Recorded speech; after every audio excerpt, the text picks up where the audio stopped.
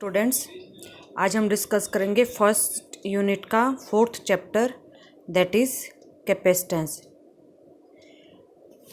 उससे पहले हम स्टडी करेंगे कंडक्टर्स के बारे में। सबसे पहले कंडक्टर्स होते क्या हैं? कंडक्टर्स वो मटेरियल होते हैं जो इलेक्ट्रिसिटी कंडक्ट करते हैं। कंडक्टर्स हमारी इलेक्ट्रिसिटी को क्या करते हैं? कंडक्ट करते हैं, क्योंकि दे हैव फ्री इलेक्ट्रॉन्स। उनके पास क्या होते हैं? फ्री इलेक्ट्रॉन्स होते हैं। फ्री इलेक्ट्रॉन्स होने की वजह से वो इलेक्ट्रिसिटी को कंडक्ट कर देते हैं। सब हमने पढ़ चुके हैं metals are the good conductor. इसमें सबसे बेस्ट कंडक्टर है हमारे पास सिल्वर। उसके अलावा कॉपर भी है, आयरन भी है। They are also good conductor of electricity. तो हम उससे पहले कैपेसिटेंस पढ़ने से पहले कुछ कंडक्टर्स की प्रॉपर्टी पढ़ेंगे। तो इलेक्ट्रोस्टैटिक्स ऑफ कंडक्टर्स, यानी कंडक्टर्स को अगर हम चार्ज देते हैं तो कौन कौन सी प्रॉपर्टी वो शो करते हैं। सबसे पहले हमारी प्रॉपर्टी है कि electric field is zero inside the conductor, कि कंडक्टर के अंदर जो इलेक्ट्रिक फील्ड इंटेंसिटी होती है वो ज़ीरो होती है। कैसे होती है? हमने मान लो ये एक इलेक्ट्रिक फील्ड जनरेट कर दिया। हमने एक पॉजिटिव ले ली प्लेट और एक नेगेटिव ले ली, एक पॉजिटिव कंडक्टर और एक नेगेटिव कंडक्टर, और E naught is the electric field intensity. यानी हमने इस तरह से ले, एक पॉजिटिव कंडक्टर है और एक हमने नेगेटिव कर, this is positive and this is negative, and the direction of the electric field is from positive to negative. अब इसके बीच में हमने क्या किया? एक कंडक्टिंग स्लैब इंट्रोड्यूस कर दी, A B C D. A B C is the conducting slab. अब क्योंकि कंडक्टर इसके अंदर हमारे पास क्या है? चार्ज कैरियर्स है, इलेक्ट्रॉन्स भी है, और हमारे पास क्या है? पॉजिटिव चार्ज भी है। तो पोलराइजेशन के कारण क्या होगा? जितने भी हमारे इलेक्ट्रॉन्स है वो जिस तरफ हमारे पास पॉजिटिव इलेक्ट्रिक फील्ड है उस तरफ सारे क्या हो जाएंगे? हमारे पास इलेक्ट्रॉन, और जो हमारे पास पॉजिटिव आयंस होंगे वो सारे दूसरी जो नेगेटिव प्लेट है उस तरफ इकट्ठा हो जाएंगे, यानी सेपरेशन ऑफ चार्ज हो जाएगा। क्योंकि हमने पढ़ा है कि नेगेटिव चार्ज के ऊपर जो फोर्स लगेगा इलेक्ट्रिक फील्ड से अपोजिट लगेगा, यानी अगर इलेक्ट्रिक फील्ड इस डायरेक्शन में तो उससे अपोजिट डायरेक्शन में नेगेटिव चार्ज के ऊपर फोर्स लगेगा, और पॉजिटिव के ऊपर उसी डायरेक्शन में फोर्स लगेगा जिस डायरेक्शन में इलेक्ट्रिक फील्ड है। तो इट मीन सारा नेगेटिव चार्ज इधर इकट्ठा हो जाएगा और सारा पॉजिटिव चार्ज। अब इसके अंदर क्या हुआ? अपना ही एक इलेक्ट्रिक फील्ड इंट्रोड्यूस हो गया, और उस प्लेट का हमने जो इलेक्ट्रिक फील्ड रिप्रेजेंट किया दैट इज ई पी, और इस प्लेट के अंदर जो इलेक्ट्रिक फील्ड की डायरेक्शन है वही फ्रॉम नेगेटिव टू पॉजिटिव। अब ये इलेक्ट्रिक फील्ड, क्योंकि शुरू में ज़ीरो चार्ज था और ज़ीरो इलेक्ट्रिक फील्ड था, धीरे धीरे चार्ज का सेपरेशन होता गया तो इलेक्ट्रिक फील्ड इंट्रोड्यूस होता गया। तो कितना इलेक्ट्रिक फील्ड इंट्रोड्यूस होगा? ये तब तक इसके अंदर होता रहेगा जब तक कि इसके अंदर जो इंटरनल इलेक्ट्रिक फील्ड जनरेट हुआ है एक्सटर्नल इलेक्ट्रिक फील्ड के बराबर ना हो जाए, यानी ईपी किसके? ई नोट के बराबर ना हो जाए, तब तक ये ईपी इंक्रीज होता रहेगा, तब तक चार्ज का सेपरेशन होता रहेगा। क्योंकि जब ये दोनों बराबर हो जाएंगे नेट फोर्स रहेगा ही नहीं, उसके बाद चार्ज सेपरेशन खत्म हो जाएगा। अब हम देखते हैं इस चार्जिंग प्लेट के अंदर दो इलेक्ट्रिक फील्ड है, एक तो एक्सटर्नल और एक इंटरनल।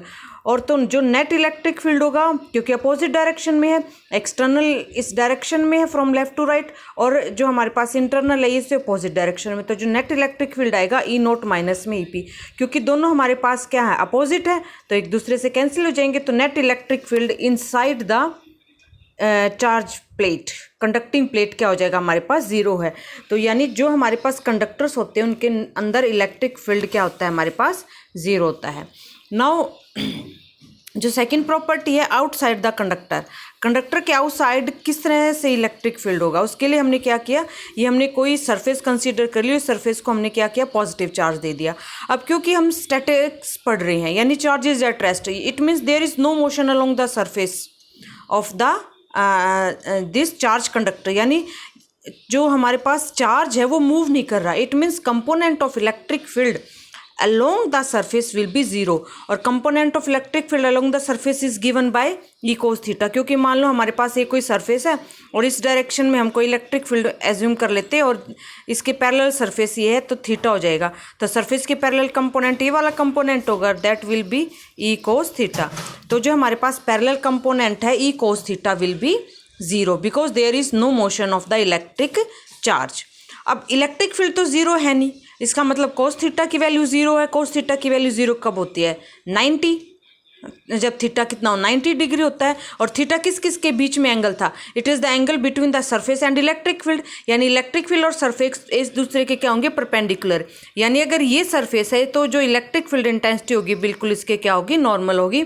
तो electric field intensity inside the conductor is 0 और just outside the surface it will be perpendicular to the surface. Surface की क्या होगी, अगर मान लो इरेगुलर सरफेस है तो जहाँ पर जिस तरह की, यानी अगर यहाँ पर इलेक्ट्रिक फील्ड ड्रॉ करेंगे तो इस डायरेक्शन में, यहाँ पर ड्रॉ करेंगे तो इस डायरेक्शन में, अगर यहाँ पर ड्रॉ करेंगे तो इस डायरेक्शन, यानी जो भी सरफेस होगी उस सरफेस पर हम परपेंडिकुलर ड्रॉ करेंगे, वही परपेंडिकुलर डायरेक्शन क्या देगी हमारे पास, direction of the electric field intensity. तो electric field intensity outside the conductor is always perpendicular to the surface.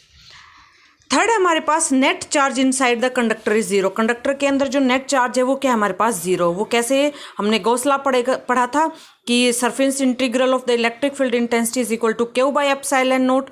अब inside the conductor electric field intensity 0 है, तो ये वाली हमारे पास लेफ्ट हैंड साइड क्या होगी 0। It means Q by epsilon naught is 0, epsilon इधर जाके 0 तो charge is 0। It means inside the conductor there will be no charge. सारा चार्ज कहाँ पर होता है, सरफेस के ऊपर। तो कंडक्टर के अंदर कोई भी चार्ज नहीं होता।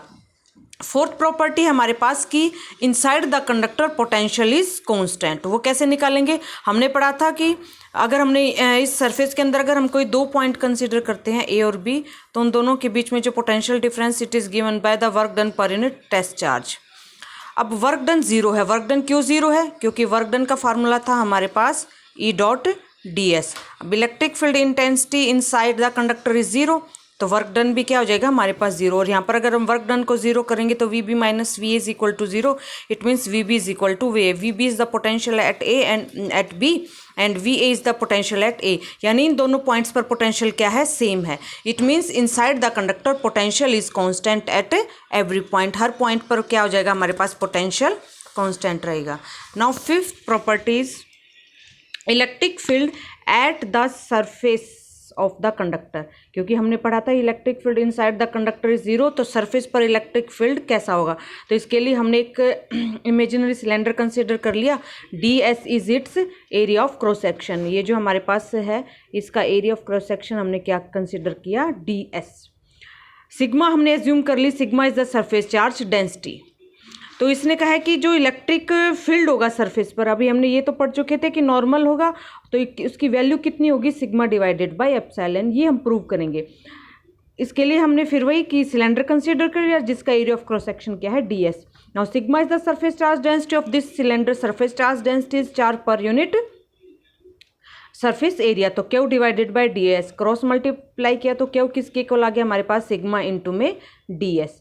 तो यहाँ से हमारे पास अगर हम गॉस लॉ लगाएं इस सिर्फ इस सिलेंडर के ऊपर, तो E dot D S will be is equal to Q divided by epsilon naught. और ई और डी एस क्योंकि जो इसका नॉर्मल होगा इस सरफेस का वो भी आउटवर्ड डायरेक्शन में होगा, और इलेक्ट्रिक फील्ड इंटेंसिटी तो है ही बाहर की डायरेक्शन में, तो दोनों के बीच में एंगल कितना हो जाएगा 0। तो ई डी एस कोस 0, क्यू की वैल्यू हमने रख दी सिग्मा इंटू में डी एस। डी एस से डी एस कैंसिल हो गया, तो ई किसके इक्वल आ जाएगा, sigma divided by epsilon not. इसका मतलब कि सरफेस के अंदर तो इलेक्ट्रिक फील्ड इंटेंसिटी क्या होती है हमारे पास है 0, और सरफेस के बाहर जो इलेक्ट्रिक फील्ड इंटेंसिटी होगी just outside the conductor will be is equal to sigma divided by epsilon. अब जो ही हमने प्रॉपर्टीज पढ़ी है इनका हम पहले यूज़ करते हैं इलेक्ट्रोस्टैटिक शील्डिंग। शील्डिंग का मतलब है किसी पर्टिकुलर एरिया को प्रोटेक्ट करना। तो what is shielding, it is the process of protecting the certain region of the space from the external field. क्योंकि इलेक्ट्रोस्टैटिक है, यानी इलेक्ट्रोस्टैटिक फील्ड से हम उसको क्या करते हैं, शील्ड करते हैं। इसके अंदर हम किस प्रॉपर्टी का यूज़ करते हैं, अभी हमने पढ़ा था कि अगर कोई हमारे पास कंडक्टर है तो उसके अंदर चार्ज भी 0 होगा और उसके अंदर क्या हो जाएगा, इलेक्ट्रिक फील्ड भी क्या हो जाएगा, 0 हो जाएगा। यानी अगर उसके ऊपर चार्ज आते हैं तो सारा चार्ज क्या रहेगा, आउटवर्ड डायरेक्ट बाहर की सरफेस पे रहेगा। उसके अंदर इलेक्ट्रिक फील्ड इंटेंसिटी है, उसके अंदर क्या हो जाएगा हमारे पास, चार्ज 0 हो जाएगा। यानी कंडक्टर के अंदर कोई चार्ज नहीं होगा।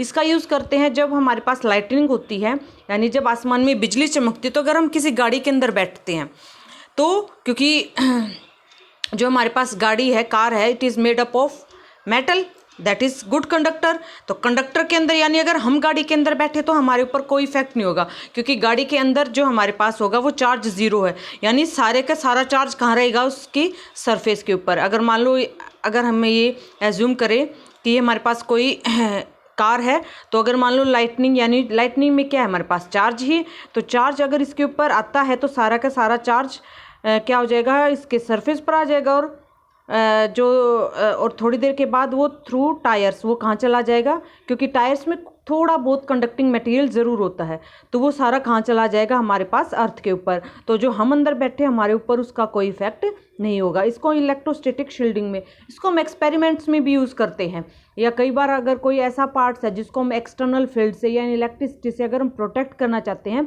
तो उसको प्रोटेक्ट करने के लिए हम क्या करेंगे, कंडक्टर के अंदर एक कंडक्टर लेंगे, उसके अंदर हम क्या करेंगे, उसको रख देंगे, उस ऑब्जेक्ट को रखेंगे जिसको हमें एक्सटर्नल फील्ड से प्रोटेक्ट करना है। तो इसके ऊपर अगर इलेक्ट्रिसिटी यानी इलेक्ट्रिक चार्ज आता है तो वो सारा कहाँ रहेगा, आउटवर्ड सरफेस के ऊपर। अंदर जो ऑब्जेक्ट रखी है उसके ऊपर उसका कोई इफेक्ट नहीं होगा, क्योंकि अंदर जो चार्ज है वो क्या है, जीरो। सारा का सारा चार्ज क्या हो जाएगा, सरफेस पर रहेगा, और थोड़ी देर बाद लीकेज के बाद वो क्या हो जाता है, अपने आप ख़त्म हो जाता है। तो और उसकी हम जो घर में यूज़ करते हैं अर्थिंग की वजह से भी वो क्या होता है, सारा अर्थ के अंदर चला जाता है। तो ये इलेक्ट्रोस्टैटिक शील्डिंग का यूज़ हमारा जो एक लैब में एक्सपेरिमेंट में भी इसका किया जाता है, अगर किसी पर्टिकुलर पार्ट को हमें किसी इलेक्ट्रिक फील्ड या इलेक्ट्रिसिटी से प्रोटेक्ट करना है। नेक्स्ट टॉपिक है हमारे पास electrical capacitance. What is electric capacitance? It is the ability to store the charge. Charge को हमें स्टोर करना होता है तो वो हम कैपेसिटर का यूज़ करते हैं। अरेंजमेंट होता है, capacitor is an arrangement to store the charge. अब हमने जो पोटेंशियल का फार्मूला पढ़ा था, V Q divided by 4 pi epsilon naught R. It means अगर हमारे पास आर कांस्टेंट है तो पोटेंशियल किस पे डिपेंड करता है, चार्ज पर। It means potential is directly proportional to charge, और we can say that charge is directly proportional to potential. Potential जब हम प्रोपोर्शनलिटी का साइन हटाते हैं तो हम क्या लगाते हैं, constant C. C is called the capacitance, electrical capacitance, ये कांस्टेंट है। और किसकी वैल्यू है इसके, ये किसके बराबर आ जाएगा यहाँ से, Q divided by V. It means capacity of the capacitor is defined as the ratio of charge to the potential. Charge और पोटेंशियल की रेशियो से हम इसको डिफाइन करेंगे।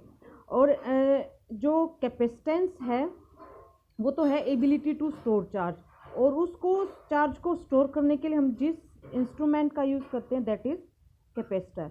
Capacitor is the instrument to store the charge, उसको हम charge को store करने के लिए यूज़ करते हैं।